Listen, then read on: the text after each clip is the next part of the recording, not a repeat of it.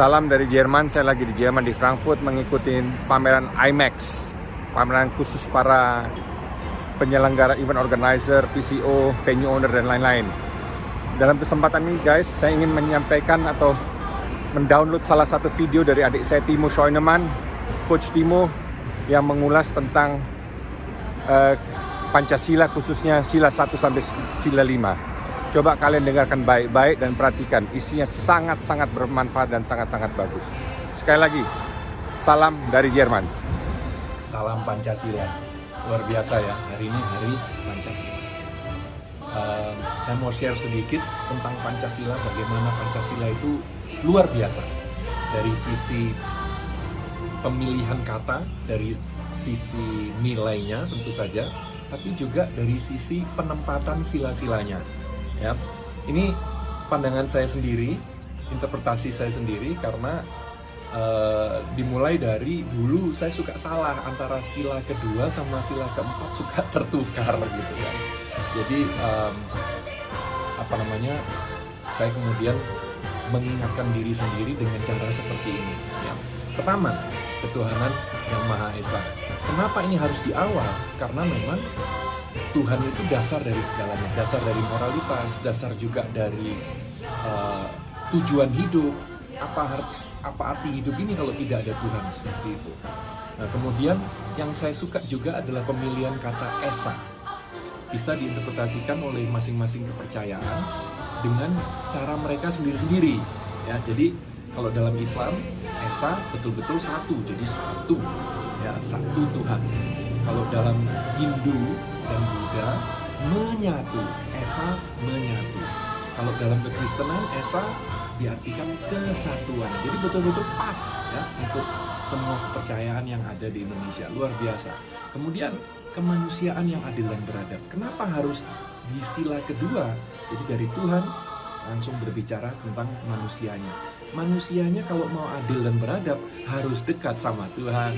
Makanya sila kedua harus berada dekat dengan sila pertama. Kemudian baru kita berbicara kalau manusianya sudah adil dan beradab, ya, karena dekat dengan Tuhan. Kalau tidak adil dan tidak beradab berarti nggak dekat dengan Tuhan dong. Kalau misalnya dekat dengan Tuhan, merasa dekat dengan Tuhan tapi tidak adil dan beradab, waduh, ada yang salah ini. Gitu kan. Nah, kalau sudah adil dan beradab, kita bisa berbicara tentang nomor 3, persatuan Indonesia.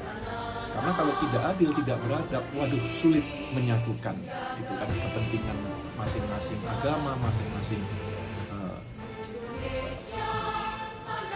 suku dan pulau-pulau yang begitu luar biasa banyak di Indonesia. Oke, kenapa persatuan Indonesia ada di tengah? Ya, betul-betul nomor 3 kan, 2 di kiri, 2 di kanan gitu kan. Karena menyatukan, persatuan Indonesia bukan hanya menyatukan Pancasila, ya, berada di tengah gitu ya, cocok. Tapi kalau tidak ada persatuan Indonesia, ya tidak ada Indonesia gitu kan. Jadi menurut saya luar biasa bahwa persatuan Indonesia itu ada di tengah. Dari situlah kita masuk ke sila keempat tentang demokrasi ala Indonesia.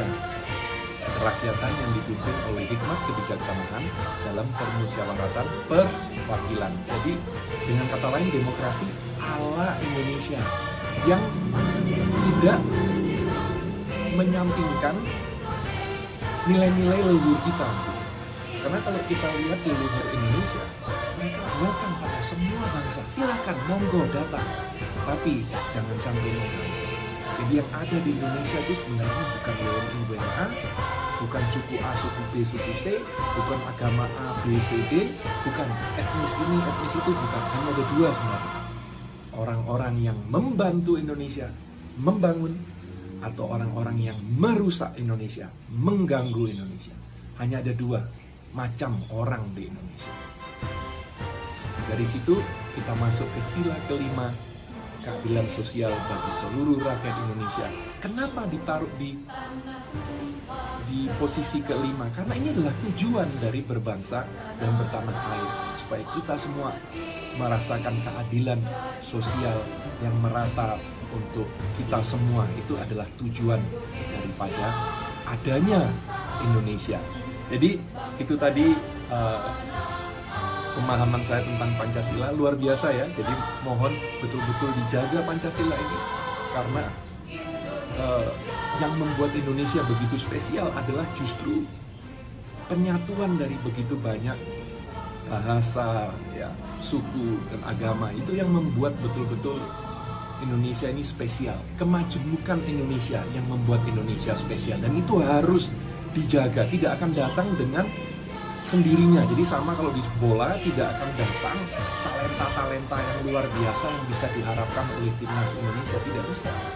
Kita hanya mengharapkan, harus dibangun, harus dididik, ya, harus dilakukan gitu, sesuatu untuk mendapatkan itu.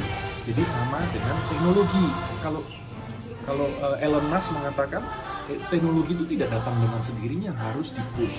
Nah, begitu juga dengan persatuan Indonesia, dengan menjaga Pancasila ini, itu betul-betul harus dipush. Kita masing-masing harus menjaga, tidak datang dengan sendirinya bahwa kita bisa menyatu menjadi Indonesia seperti sekarang. Butuh kita semua untuk menyatukan, untuk bersatu. Salam Pancasila.